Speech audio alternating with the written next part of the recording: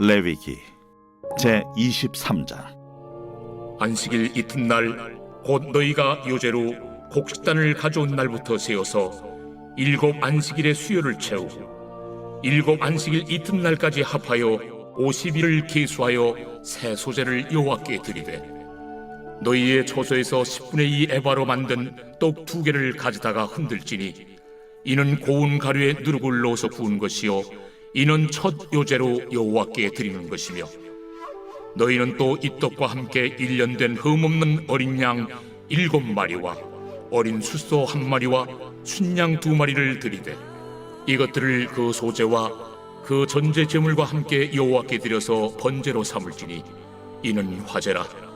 여호와께 향기로운 냄새며 또 순념소 하나로 속죄제를 드리며 1년 된 어린 순양 2마리를 화목 제물로 드릴 것이요, 제사장은 그 첫 이삭의 떡과 함께 그 2마리 어린 양을 여호와 앞에 흔들어서 요제를 삼을 것이요, 이것들은 여호와께 드리는 성물이니 제사장에게 돌릴 것이며, 이날에 너희는 너희 중에 성의를 공포하고 어떤 노동도 하지 말지니 이는 너희가 그 거주하는 각처에서 대대로 지킬 영원한 규례니라. 너희 땅에 곡물을 베일 때 반모티까지 다 베지 말며 떨어진 것을 줍지 말고 그것을 가난한 자와 거류민을 위하여 남겨두라.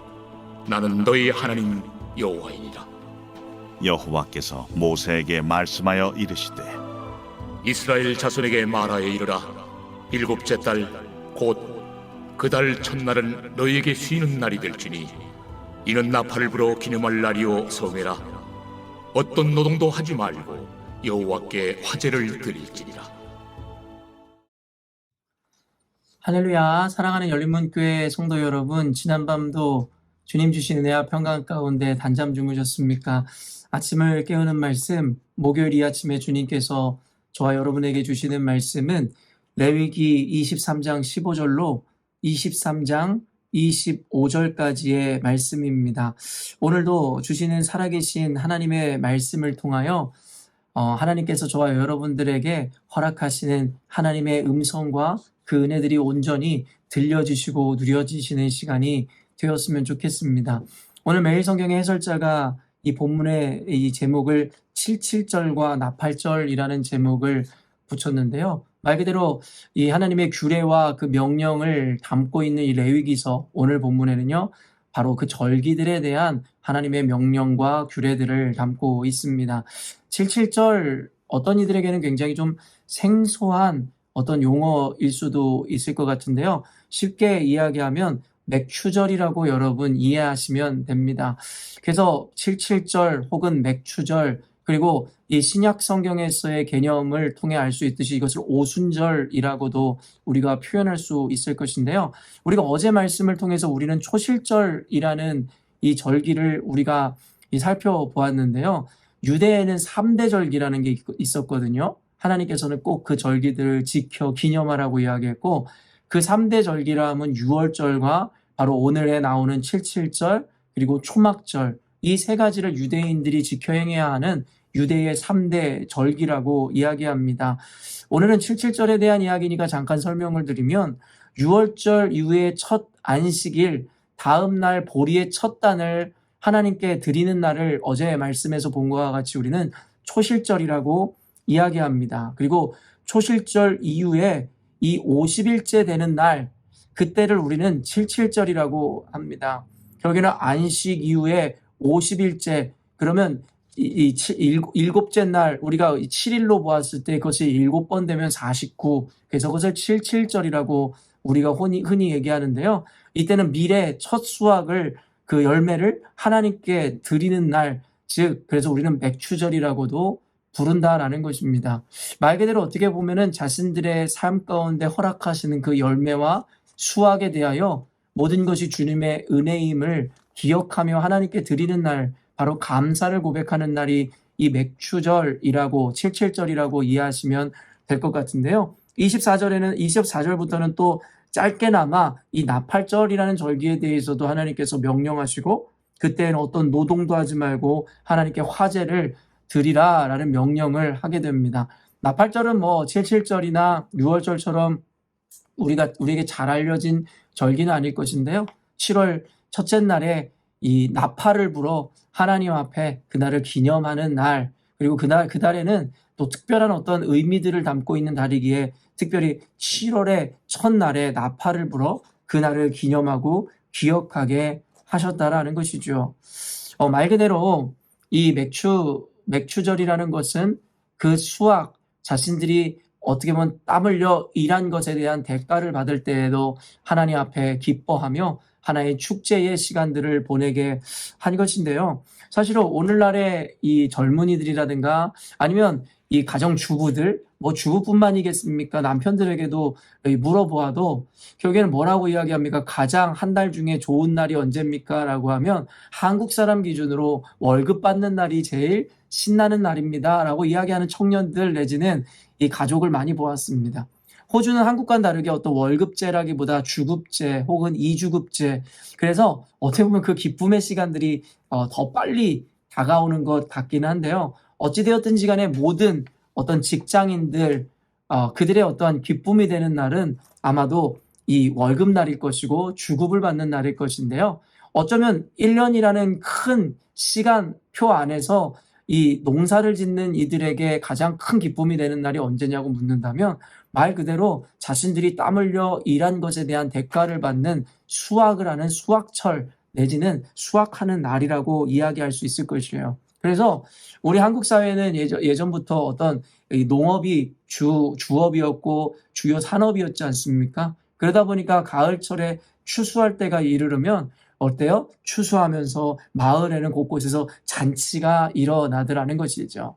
말 그대로 이스라엘 당시에도 무언가를 이 추수하고 그리고 그 열매를 얻는다라는 것은 온 이스라엘 백성들의 기쁨이었을 것이고, 그리고 그때마다 하나님의 은혜를 기억하며 주님께 영광을 돌리게 되었다라는 것이죠. 근데 오늘 그 절기들을 이야기하고 그 규례들을 이야기하는데 오늘 눈에 특별히 띄었던 구절이 뭐냐면 22절인데요.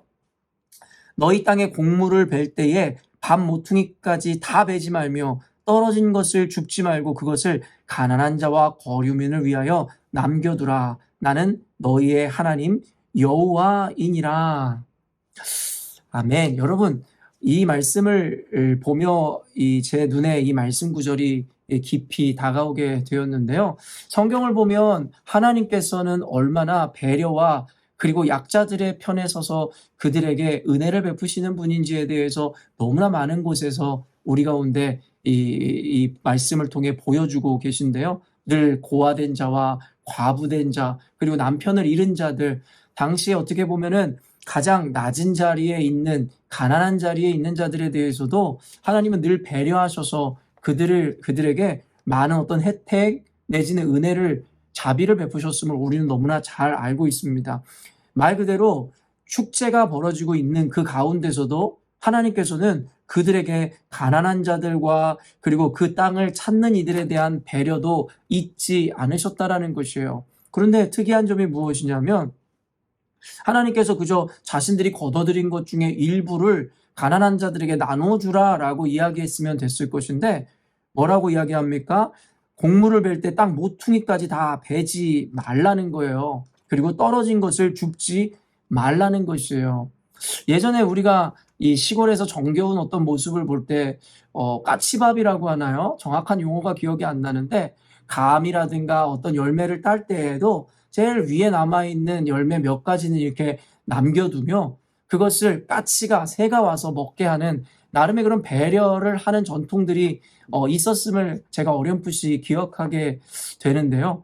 말 그대로 오늘도 모퉁이에 있는 것을 다 베지 말아서 가난한 자들이 그것을 베어다가 먹을 수 있게 해주셨고, 그리고 떨어진 것을 줍지 말라고 하시더라는 것이죠. 우리는 룻의 이야기를 통해서도 알지만 룻과 그 시어미인 나오미가 생계가 막막할 때에 보아스라는 자의 밭에 들어가서 보리 이삭을 줍고 떨어진 것을 주셨던 것을 우리는 기억할 것입니다. 바로 이와 같은 전통, 가난하고 어려운 자들에 대한 배려의 전통들이 이어지는 모습이었을 것인데요. 아까도 이야기했지만 그저 나눠주면 될 것인데 왜 떨어진 것을 줍지 않고 남겨주는 전통을 하나님께서 명령하셨을까요? 보니 오늘 매일 성경의 해설자도 이와 같은 해석을 하고 있는데요. 말 그대로 가난한 자와 거류민들이 먹을 수 있는 것을 배려하고 줄 뿐만 아니라 그들의 자존심도 챙기려 하셨다라고 해석하는 것을 보며 일리가 있는 해석이라는 생각이 들었습니다.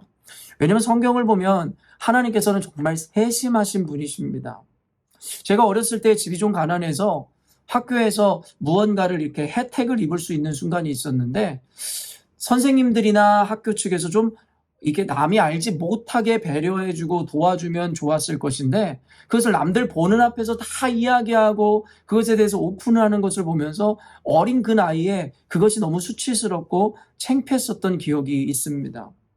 저는 이 말씀을 보면서 하나님은 참 그와 같은 것까지도 세심하게 배려하시는 분이구나, 참 인격적인 분이시구나 라는 생각이 들었습니다.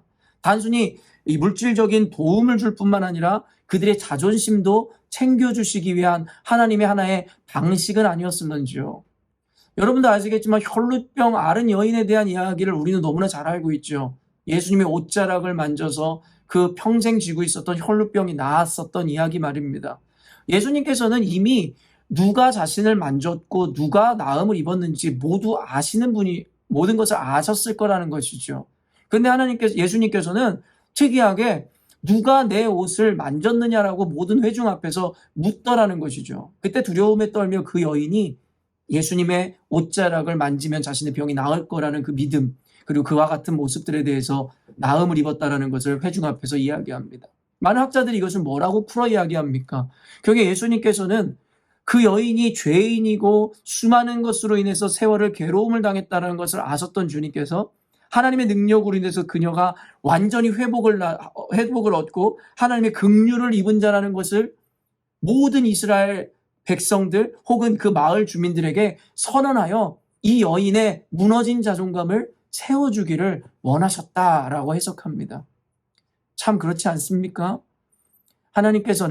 예수님께서는 단순히 그 여인의 병을 낫게 해주실 뿐만 아니라 무너진 그녀의 자존심과 그리고 자존감을 세워주기를 원하시는 그와 같은 배려를 가지셨었다라는 것입니다. 저는 이 말씀을 보면서 단순히 오늘 말씀을 가난하고 힘든 자들을 도와주고 배려해 주어야 한다라고 단순 적용하는 것보다는 어떻게 보면 우리가 남에게 긍휼을 베풀고 도와줄 때에도 이와 같은 주님의 세심함과 인격을 닮아 이와 같은 도움을 주는 자들이 되어야겠다라는 적용, 더 깊은 은혜를 나누기를 원하였습니다.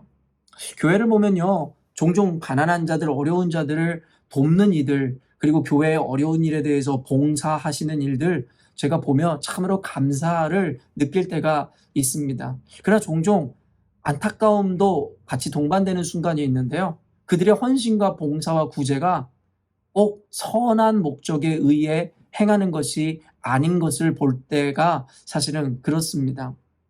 무슨 말이냐면 성경에서는 오른손이 한 일을 왼손이 알지 못하게 하라 라는 말씀이 있습니다. 말 그대로 남에게 보이기 위해서 그와 같은 일을 하지 말라고 이야기하고 있다는 것이죠. 바리새인들이나 당시의 율법주의자들은 결국엔 그들의 행위를 통해 사람들에게 영광을 얻기를 원했고 칭찬을 듣기를 원했습니다. 근데 하나님께서는 우리에게 분명히 이야기하기를 너희들의 행한 것으로 인해서 사람들에게 칭찬을 받으면 너희들에게 주어질 상급은 없다라고 이야기합니다. 왜냐하면 너희들은 그 모든 것에 대한 행위에 대한 칭찬과 상급을 이미 사람들에게 받았기 때문이었노라고 이야기합니다.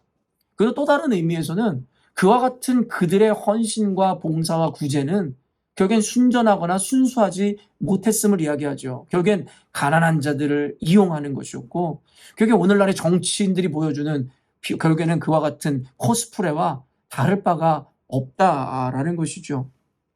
언젠가도 참 우스운 이야기를 들은 적이 있습니다.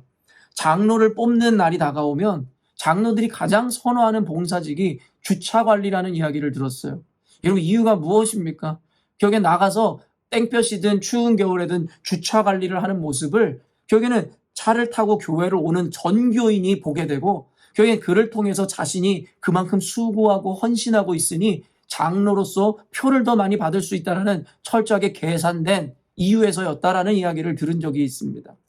참으로 악한 마음이 아니라고 할 수가 없을 것 같습니다.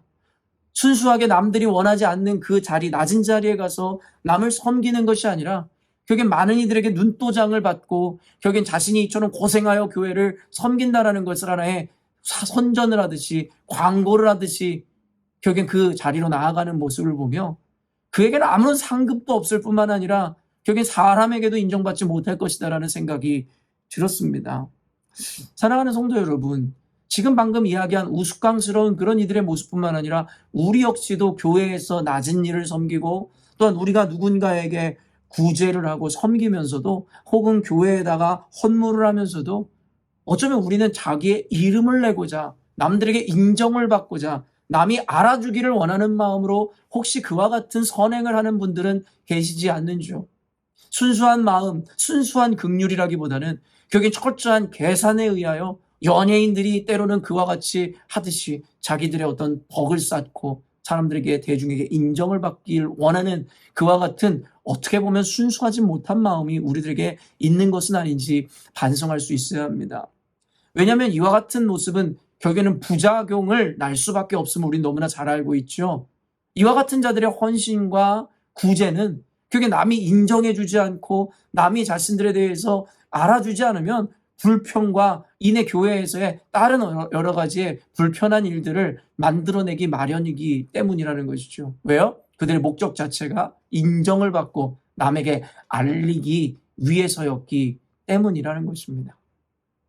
오늘 이 말씀을 저는 묵상하면서 결국엔 가난한 자들과 거류민들에게 그들의 자존심을 챙겨주고 세워줬었다라는 그 세심한 하나님의 인격적인 배려와 함께 결국에는 자신의 땅에서 자신이 당연히 취해도 되는 것에 대해서 남들에게 보여주며 이 가난한 자들에게 그것을 나눠주는 것이 아니라 아무도 모르게 떨어진 것을 줍지 않고 그리고 배워야 할 것에 대해서 모퉁이를 남겨둠으로 결국엔 자신의 이름을 내지도 않을 뿐만 아니라 결국에는 가난하고 그 땅에 거류하던 이방인들에게 이와 같은 세심한 배려를 했었던 것. 어떻게 보면 오늘날의 교회와 우리 그리스도인들이 배워야 하는 본질적인 정신과 개념은 아닐까라는 생각이 들었습니다. 물론 그들이 이와 같이 순종함은 자신의 이름을 내기 위함도 아니오 오직 보이지 않는 곳에서 갚으시는 하나님에 대한 신뢰와 믿음으로 이와 같은 모습으로 세상을 그리고 가난하고 힘든 자들을 섬겼을 것이라 확신합니다. 사랑하는 열린문교회 성도 여러분, 저희 교회는 앞으로도 세상의 공익을 위해서 세상에 가난하고 어려운 이들 또한 물론 우리 교회 안에서 있는 어려움에 처한 이들도 어떤 방식을 통해서도 돕는 교회가 될 것입니다. 그러나 이 일은 누구 한 사람의 몫이 아니라 우리 모두가 함께 힘을 합쳐 행할 것이나 절대 누구의 이름도 자랑하거나 앞세우는 것이 아닌 오직 보이지 않는 곳에서 갚아주시는 주님을 신뢰함으로 오직 주님께만 영광을 돌리기 위한 마음으로 이와 같은 일들을 행해 나가는 교회가 될 것이라 확신합니다. 이 영상을 보는 저와 여러분이 다시 한번 우리가 행하고 있는 헌신이든 봉사든 아니면 우리들의 선행과 구제든 과연 우리들은 어떠한 마음으로 그 일들에 대해서 이렇게 섬겨가고 있는지에 대해서 깊이 곰곰이 생각해 보시는 시간이 되길 원하고 혹 우리 안에 순수하지 못하고 혹시 내 이름을 내고 나를 자랑하고자 하는 마음이 조금이라도 그 마음 가운데 있다면 오늘 철저하게 그 부분을 내려놓으시고 오직 하나님께 인정을 받고 하나님께 영광을 받기 위한 마음으로 돌이키시는 오늘 하루가 되었으면 좋겠습니다. 오늘도 외식하거나 바리새인들과 같이 남에게 보이기 위한 신앙이 아니라 오직 은밀한 곳에서 갚으시고 우리를 칭찬하시는 주님 앞에 온전히 주님만 인식하며 살아내는 오늘 하루가 되었으면 좋겠습니다. 함께 기도하겠습니다. 사랑하는 하나님, 감사합니다. 오늘도 말씀을 통해서 단순히 우리들에게 어떤 행위적인 가치와 그리고 정의, 선에 대해서 이야기하는 것이 아니라 본질적인 그 중심에 있는 그 마음에 대해서 점검할 수 있도록 하나님 우리에게 은혜를 주시니 감사합니다. 봉사를 하는 것이나 구제를 하는 것 모두가 좋은 일이라 생각되어지지만 결국엔 그 마음 가운데 온전한 마음으로 품어 그 일을 행하지 않는다면 어쩌면 악한 이들보다 못한 어떤 헌신과 선행이 될지도 모른다라는 마음으로 두려움으로 대합니다. 하나님, 우리 열린문교회 성도들은 오른손이 한 일을 왼손이 모르게 하라는 주님의 말씀처럼 하나님, 우리의 선행을 통해 자랑하거나 자신의 이름을 내고 칭찬을 듣고자 하는 불순한 의미에서의 헌신과 구제와 봉사를 하는 자들이 아니라 은밀한 곳에서 갚으시고 오직 하나님께만 영광을 돌리기를 원하시는 하나님의 마음으로 하나님, 우리가 이 봉사하고 섬기고 하나님 나아가 구제하는 우리가 될 수 있도록 도와주옵소서. 그래서 사람들은 몰라준다 할지라도 오직 은밀한 곳에서 아시고 갚으시는 주님을 바라봄으로 오직 주님께만 영광 돌리는 우리가 되게 하여 주옵소서. 하나님께서 이와 같은 마음으로 하나님을 섬기기를 원하고 결단하는 우리 열린문교회 성도들을 주님께서 주님의 방식으로 축복하시고 형통한 은혜를 허락하실 줄로 믿습니다. 감사드리며 거룩하신 예수님의 이름으로 기도합니다. 아멘. 사랑하는 열린문교회 성도 여러분, 오늘도 주님이 함께 하시는 가장 복되고 아름다운 하루를 우리가 맞이하게 되었습니다. 오늘도 주님과 동행하심으로 말미암아 그 아름다움의 완성을 이루시는 저와 여러분이 되었으면 좋겠습니다.